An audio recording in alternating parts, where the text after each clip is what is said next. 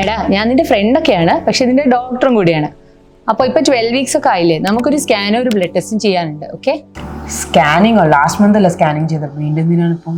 പണ്ട് കാലത്തൊക്കെ usually whole throughout pregnancy 1-2 സ്കാനൊക്കെ എടുക്കുള്ളായിരുന്നു. പക്ഷെ ഇപ്പം അങ്ങനെയല്ല.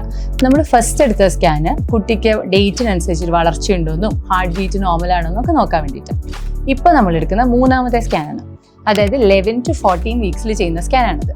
അപ്പോൾ ഇതിന് NT സ്കാൻ എന്ന് പറയും, ന്യൂക്കൽ ട്രാൻസ്ലൂസൻസി എന്നാണ് അതിൻ്റെ പേര്. അതായത് കുഞ്ഞിൻ്റെ കഴുത്തിൻ്റെ ബാക്കിൽ ഒരു വെള്ളക്കെട്ടുണ്ട്, നമ്മൾ അതിനെ മെഷർ ചെയ്തിട്ട് നോക്കും. അതിനൊപ്പം കുഞ്ഞിന് വേറെ വലിയ പ്രശ്നമൊന്നും ഇല്ലയെന്ന് ഈ സ്കാനിൽ നോക്കും. ഇതിൻ്റെ കൂടെ 2 ബ്ലഡ് ടെസ്റ്റ് ഉണ്ട്.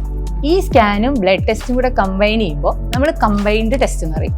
ഈ ടെസ്റ്റ് ചെയ്യുന്നത് നമ്മൾ ഡൗൺ സിൻഡ്രോം, ട്രൈസോമി 13, 18 എന്നിങ്ങനെയുള്ള ക്രോമസോമൽ ഇഷ്യൂസ് കണ്ടുപിടിക്കാൻ വേണ്ടിയിട്ടാണ്.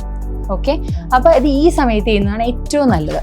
0.2% ഇൻസിഡൻസ് ആണ് നമ്മുടെ ജനറൽ പബ്ലിക്കിലുള്ളത്.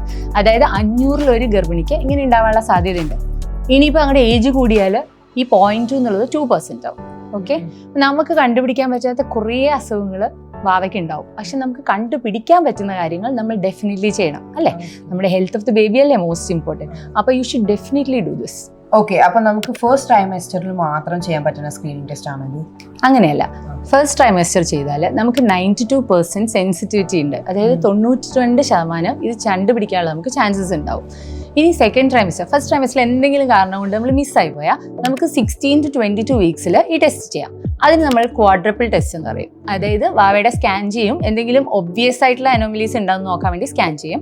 അതിനുശേഷം അമ്മയുടെ ബ്ലഡ് ടെസ്റ്റ്, അത് 4 ഹോർമോൺസ് ടെസ്റ്റ് ചെയ്യും. അതുകൊണ്ട് അതിന് ക്വാഡ്രപ്പിൾ ടെസ്റ്റ് എന്ന് പറയും. പക്ഷേ ഈ സമയത്ത് ഇഷ്യൂസ് കണ്ടുപിടിക്കാനുള്ള സെൻസിറ്റിവിറ്റി അത് 82% ആയിട്ട് കുറയും. But somehow if you have missed first trimester, definitely second trimester ചെയ്യുന്നതാണ് നല്ലത്. അല്ല, അപ്പോൾ ഇതിൽ ഈ പ്രോബ്ലം കണ്ടുപിടിച്ചാൽ എന്താ ചെയ്യുക? ഈ ടെസ്റ്റ് സ്ക്രീനിങ് ടെസ്റ്റ് മാത്രമാണ്, കൺഫർമേറ്ററി ടെസ്റ്റ് അല്ല. അപ്പോൾ ഇതിൽ കുഴപ്പം കണ്ടുപിടിച്ചാലും ഒരു 30% വാവകൾക്കൊക്കെ ശരിക്കും പ്രോബ്ലംസ് ഉണ്ടാവുള്ളൂ. അപ്പോൾ നമുക്ക് കൺഫർമേറ്ററി ടെസ്റ്റ് ഉണ്ട്. അതായത് കുഞ്ഞിൻ്റെ DNA ടെസ്റ്റ് ചെയ്താലാണ് നമുക്ക് കണ്ടുപിടിക്കാൻ പറ്റുള്ളൂ. പക്ഷേ ആ ടെസ്റ്റ് കുറച്ച് കോസ്റ്റ്ലിയാണ്. അപ്പോൾ അതുകൊണ്ട് നമ്മൾ ഈ സ്ക്രീനിങ് ടെസ്റ്റിൽ കുഴപ്പമുള്ളവർക്ക് മാത്രം ആ ടെസ്റ്റ് ചെയ്താൽ മതി. അതിന് നമ്മൾ NIPT എന്നും ആംനിയോസിന്തസിസ് എന്ന് പറഞ്ഞാൽ 2 രീതിയിൽ നമുക്കത് കൺഫേം ചെയ്യാം.